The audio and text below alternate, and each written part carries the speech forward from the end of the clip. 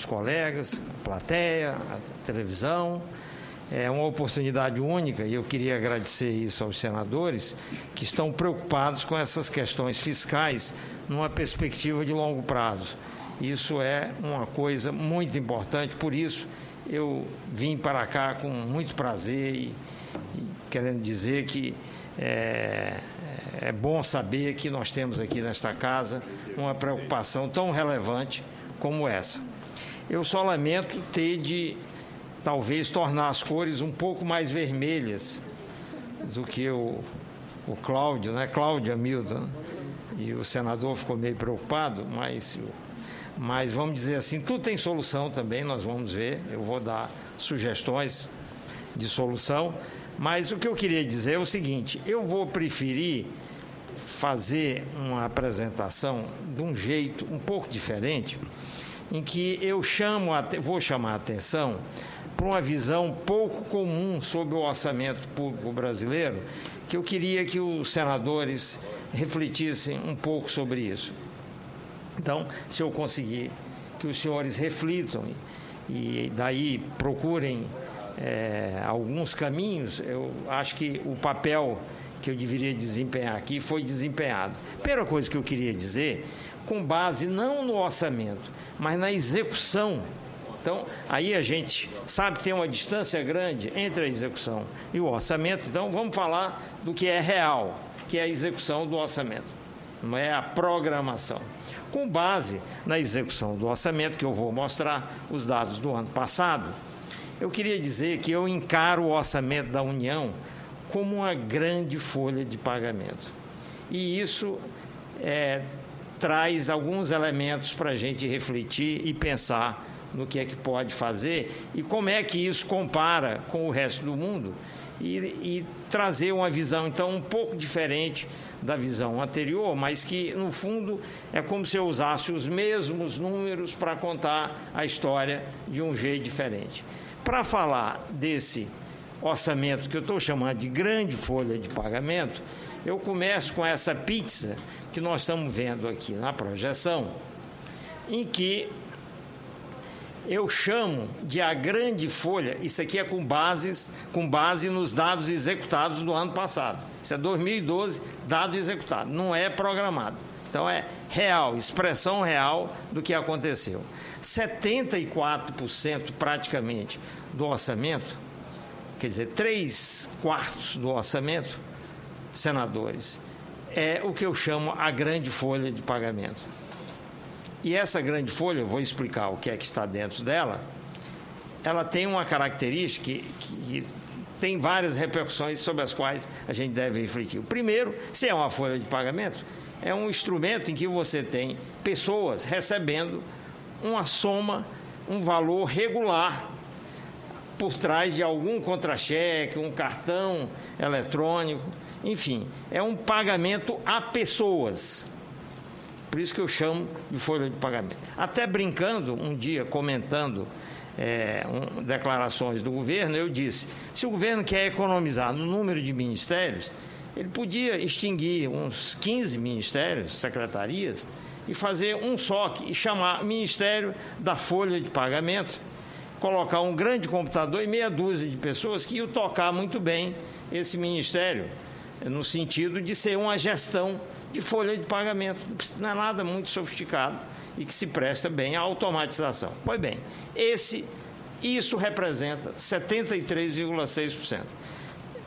O restante do orçamento, a gente vai olhar aqui, um pedacinho vermelho aí, saúde. Por que destacar a saúde? Porque saúde tem uma exigência de gasto mínimo na Constituição. Então, você não pode gastar menos que isso aí em percentagem do PIB. Se a gente imaginar que o orçamento é constante em percentagem do PIB, então sempre vai dar 8,2% do total.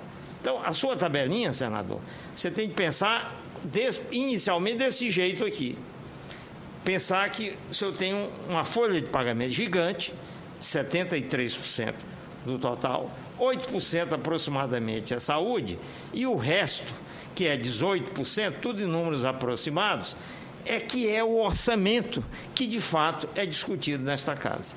ele é muito menor do que se imagina, porque esse aqui é um gasto mínimo que tem de ser feito, ele sempre será feito. Mas, claro, você pode discutir o interior dele, mas você não vai poder mexer no 8,2, passar para outro orçamento, porque não dá, é proibido. Então, pode discutir se o dinheiro está indo para as coisas certas. Um pouco da discussão da qualidade do gasto apareceu na apresentação anterior e eu vou falar um pouco também nisso. Mas, enfim, vamos separar a saúde, porque não dá para o senhor mexer muito nesse orçamento. Então, fica esse pedacinho da pizza, que representa aproximadamente 18% do total, que é onde o Congresso, de fato, se volta para discutir o orçamento da União.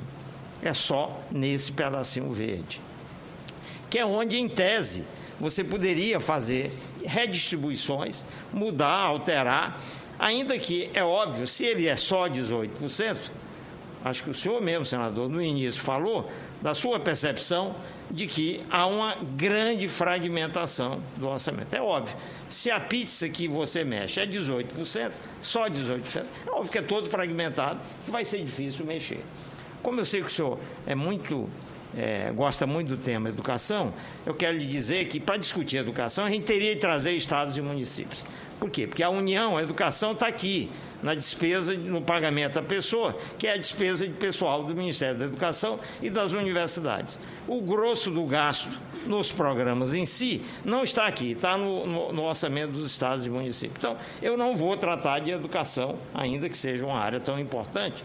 Eu vou tratar mais pela ótica de pessoal do que pela ótica do uso do dinheiro para os objetivos de educação. Ainda que eu tenha trazido indicadores gerais de educação que mostram que o gasto é de baixa qualidade. O pessoal de saúde não está também nesse Não, tudo aqui. Ali é só outros custeios e capital. Quer dizer, o gasto corrente da saúde está ali no 8,2. A despesa de pessoal, junto com os demais pagamentos, estão aqui. Do ponto de vista de quem olha o orçamento, é interessante separar assim, porque, de fato, aqui é uma folha de pagamento sujeita a 1 milhão de restrições, que você não tem muito o que fazer. Você pode melhorar, numa perspectiva de prazo mais longo, a qualidade desse gasto de pessoal e de outros pagamentos da pessoa. Mas isso é um negócio para um prazo mais longo, não para quem vai olhar o orçamento, mas depois eu entro também na discussão do prazo mais longo. Permite aqui, só para fixar essa ideia. A ideia que dá é de que aquela bola azul está comendo as outras. Está engolindo. Na realidade, é verdade, se a gente pegar esse dado em 1987, é exatamente isso que aconteceu. Olha aqui, este dado, em 1987, se nós somarmos transferências a pessoas com pessoal ativo, que é 1 mais 2, pagamentos totais à pessoa, grande folha, era 39% do total, e em 2012 foi 73,6% do total. Então, nesse sentido, o senhor está perfeitamente correto. Aquele pedaço azul comeu os demais segmentos. Se eu olho essa perspectiva de 87 para cá, você sai de 40% para mais de 70%. Você veja que em 2009 era 77%, depois até caiu um pouco. Isso quer dizer o quê? Que, de fato, houve uma transformação estrutural muito grande no orçamento brasileiro nesses anos. Não tem como fugir de dizer que isso é o efeito da Constituição de 88. Foi ela que foi a mudança importante de legislação que aconteceu nesse período e a mudança de prioridade. Agora vamos rapidinho passar para o que eu digo, que é onde, de fato, a discussão orçamentária se trava aqui no Congresso. É nesse 18,2, dos quais 12,4 são de mais despesas correntes e 5,8 é o investimento. Então, muita discussão ocorre em torno do 5,8, que é onde muitas vezes os parlamentares estão aqui preocupados em conseguir recursos para financiar obras e outras coisas que se denomina investimento nas suas respectivas regiões. O 12,4, esse é realmente o máximo da fragmentação, porque aí tem desde passagem, diária, manutenção, programas de duração continuada que não são... Em educação tem algum ali, mas tudo pequeno, tem reforma agrária, tem... Aí a minúscalha do gasto corrente dos ministérios está ali dentro do 12,4. A diferença é que aqui é aquilo que se classifica como investimento, que obviamente é diferente do gasto corrente. Então, na realidade, se eu me chamar um dia, vamos discutir o orçamento, no curto prazo, eu vou dizer para o senhor, vamos pegar aquela pizzazinha, aquele pedacinho de pizza verde, e vamos gastar tempo com isso aí, e o senhor vai ficar muito frustrado, porque o senhor vai ver que não tem muito o que fazer. Então, infelizmente, é isso. Claro, quando eu olhar para o longo prazo, que é o que nós vamos fazer agora, aí não, aquele pedaço azul, a gente tem de olhar para ele. Porque se ele mudou tanto de 87 para cá, será que ele não vai continuar mudando e acabando de comer aqueles pedacinhos? Bom, saúde não vai, a Constituição não deixa. Será que ele não vai fazer o pedacinho verde desaparecer? Há um risco disso, claro, e eu vou explicar por quê. Mas antes de chegar lá, deixa eu dar uma outra noção que as pessoas não têm. É uma pena que eu só tenho esse dado para 2008, mas não é muito diferente quando a gente calcula em proporção da população. Eu queria lhe dizer, Lise. Só um detalhe. Você diz que aquilo é previsto pela Constituição. As pessoas precisam descobrir que a aritmética é mais forte do que a Constituição. Chega um ponto tal em que fica tão inviável fazer as coisas que termina mudando a Constituição tendo de repensar para adaptar a aritmética financeira. É isso que eu vou em seguida falar. É o caso que a Grécia fez agora. Exato. Teve que, em alguns momentos, mudar legislações muito fortes, embora lá não está na Constituição. Eu acho que um dos problemas que a gente vai ter, se vier uma crise aqui, é que a Constituição não ajuda a sair dela. Perfeito. Então, veja o senhor, veja o nosso ilustre senador Suplicy, que se eu pegar o dado de 2008, que é o último que eu consegui juntar, nós estamos falando de 49, vamos arredondar, 50 milhões de pessoas penduradas no orçamento da União. São elas que estão embaixo, no caso aqui de 2008, era 75,8% do gasto.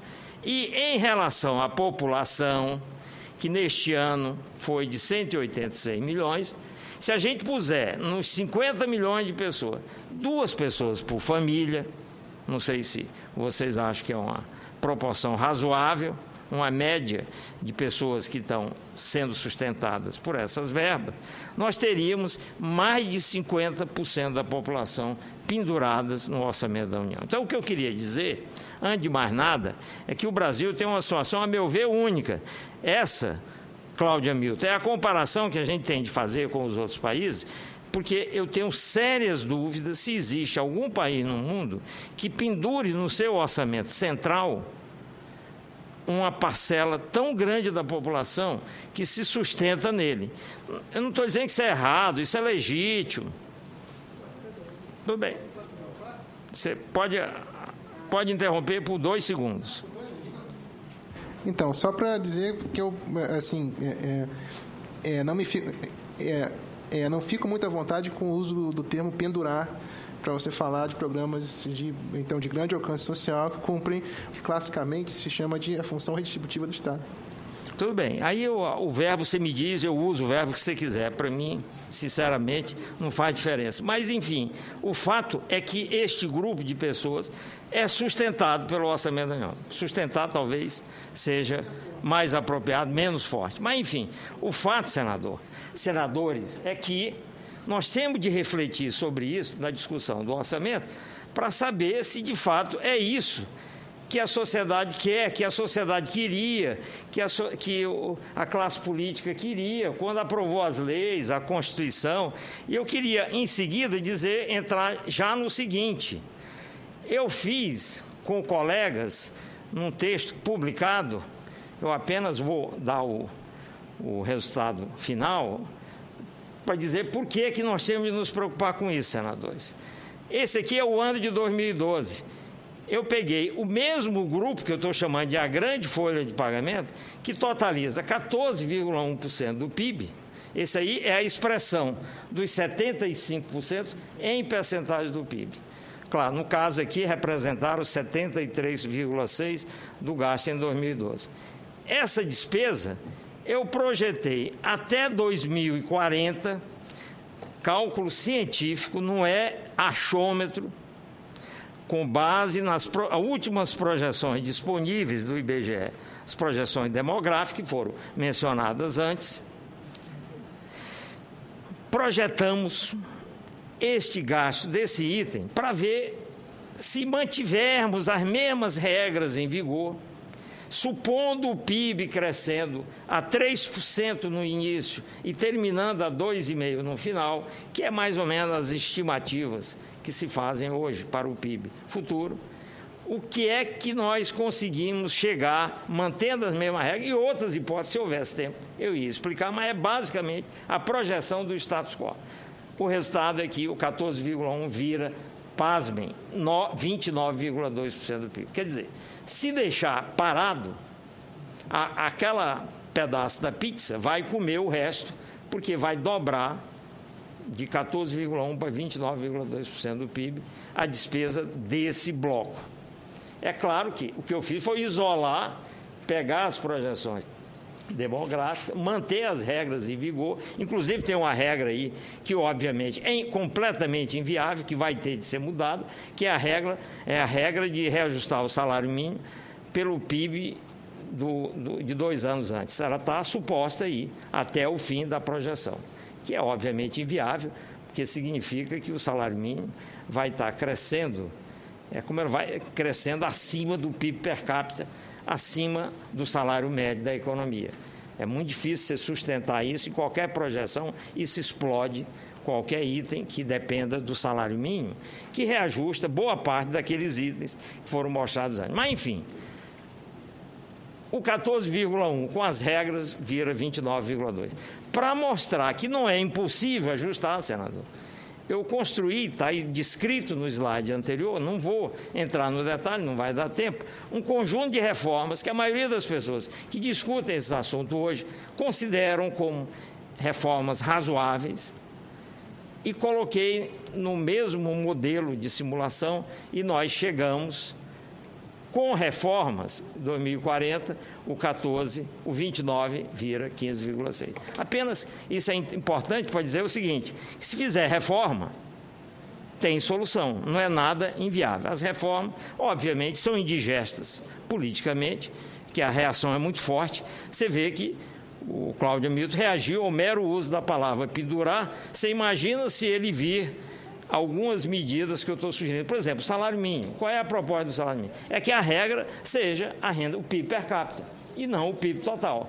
Ora, o PIB per capita parece fazer muito mais sentido, que é uma medida da produtividade, é a medida que faz muito mais sentido eu considerar no reajuste do salário mínimo. Mantém a relação salário médio e salário mínimo constante na projeção e outras que estão por aí. Mas, enfim, qual é o resumo dessa ópera? O resumo dessa ópera é que o orçamento é um orçamento especial, totalmente composto de pagamentos a pessoas, que deixa muito pouco espaço para qualquer política, e os políticos de hoje, que são os que, não foi os que inventaram isso aí, talvez um ou outro, mas os que estão hoje lidando com o tema orçamentário, eles vão ter e vão continuar tendo, se não houver reforma, muita dificuldade de fazer alterações. Não é por outra razão que saiu essa história do orçamento impositivo, que eu interpretei como uma reação àquele pedacinho pequeno da pizza.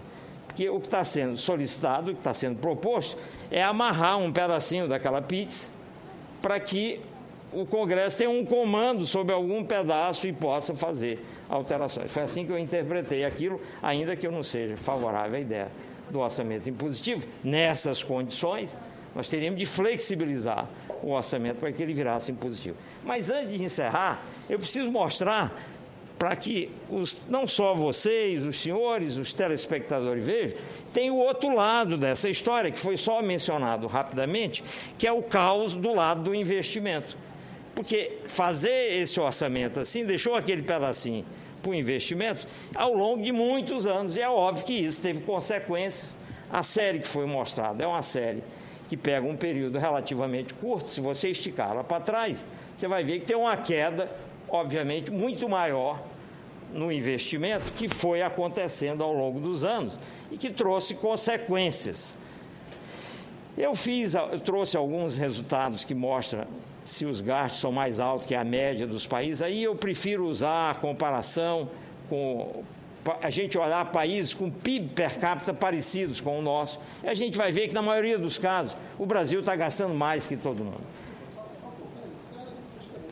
Dá licença, eu tenho de terminar a apresentação. Mas é que nesse caso não tem nada a ver. Eu sei, eu estou dizendo aqui é pessoal, eu não estou falando que é. Senador, eu preciso terminar a minha apresentação, senão eu não vou conseguir. Eu apenas quis dizer que eu trouxe na apresentação, se houver oportunidade, eu vou mostrar indicadores de desempenho de vários itens do gasto que mostram que o Brasil gasta mais e pior do que a maioria dos países que tem dimensões parecidas com a nossa. Só isso. E aí, vou mostrar a consequência, eu vou pular, não vou ter oportunidade, que é o que eu estou chamando a chaga da infraestrutura deficiente, que isso é a consequência de você não fazer aquele pedacinho da pizza pequena que vem encolhendo ao longo dos anos. Se olhar aquela comparação com 87 mostra, por exemplo, para a gente sentir o que falta fazer, pelo que aconteceu esses anos todos, estimativa que acabou de ser feita pela EPL, que é a empresa que cuida disso no governo, que deu essa informação para o Financial Times, dizendo que no Brasil tem um déficit logístico de 500 bilhões. Isso é um número solto, apenas para dizer que é a sensação que se tem que há um grande déficit a cumprir. Eu quero mostrar esse gráfico aqui do investimento em percentagem do PIB de 2003 até 2012, e eu separei o do Ministério dos Transportes. O Ministério do Transporte, em 2012, foi zero, porque é o item do investimento que trata de transporte, que é o principal ministério dentro do item investimento. Ele tem um gasto de 0,23% do PIB, que reflete uma recuperação que depois perdeu espaço e depois voltou a cair. Eu quero apenas lembrar que os dados do Ministério do Transporte era de 1,8% do PIB, o que se gastava nos anos 70 nessa variável. Só para mostrar que houve uma queda muito grande no item investimento e transporte. Aqui é para mostrar um pouco do caos urbano na área de transportes, alguns indicadores do caos logístico, que se eu puder eu volto e explicito, porque eu estou mostrando agora o outro lado daquela história, que é o lado da infraestrutura que foi deixada de lado. E a estrada de Santos há 2 semanas estava assim. Eu, aliás, achei estranho, eu estava ali.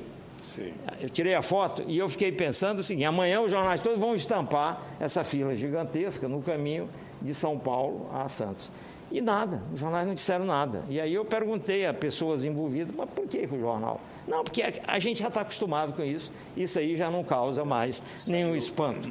Saiu algumas vezes. Agora já não sai mais. Pois bem, eu queria chegar já na minha conclusão, quando eu chamo a atenção para o outro lado, que é esse lado da infraestrutura, que um órgão de boa reputação mundial, que é o Fórum Econômico Mundial, soltou essa informação, uma comparação de 144 países, em que quanto maior aqui, quanto mais próximo eu tiver de 144, pior. Que é uma avaliação da qualidade da infraestrutura geral, separada em portos, estradas, ferrovias, transporte aéreo, oferta e qualidade de eletricidade, disponibilidade de linhas telefônicas. Eu vou ficar com a parte que fica aqui em cima, em que vocês veem que o Brasil, que é onde com esses números aqui, está muito próximo do 144. Ele está ali, realmente, lá atrás, nessa classificação, que vai de 1 a 144.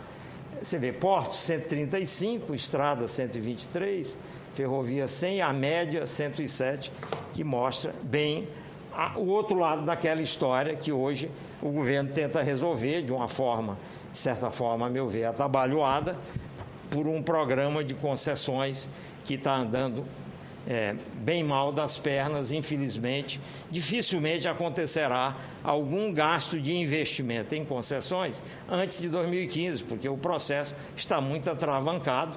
Então, nós não vamos ter muita solução a curto prazo pelo lado da inserção do setor privado. Vejam, também já encerrando, a infraestrutura inadequada, nessa pesquisa do World Economic Forum, o item 2 aqui, dos problemas do ambiente de negócio no Brasil. O primeiro é a regulamentação fiscal, que é aquela carga tributária gigantesca e as dificuldades que as empresas têm para pagar. O segundo é a infraestrutura inadequada, depois a própria carga tributária, burocracia, etc. Eu queria mostrar esse gráfico do McKinsey Global Institute, que compara o investimento em infraestrutura do Brasil em percentagem do PIB com outros países, novamente vou dizer, o ideal é você comparar com países de dimensões parecidas com o Brasil. Esse gráfico não faz isso, mas, novamente, dá para ter uma ideia da diferença do gasto em infraestrutura. Tudo isso é a mera consequência daquela opção que foi mostrada anteriormente. Bom, só para mostrar um dado deste ano, como subiu, isso aí é o frete por tonelada, do Mato Grosso até o Porto de Santos, medido em janeiro. Vocês verem como todo ano vem aumentando fortemente em função da deterioração crescente da infraestrutura e daí as consequências que a gente sabe que isso traz para a produtividade, para o crescimento do setor agrícola. Bom, é isso. Eu fico por aqui, senador, e se puder detalhar mais alguma coisa, eu estou à disposição dos senhores. Depois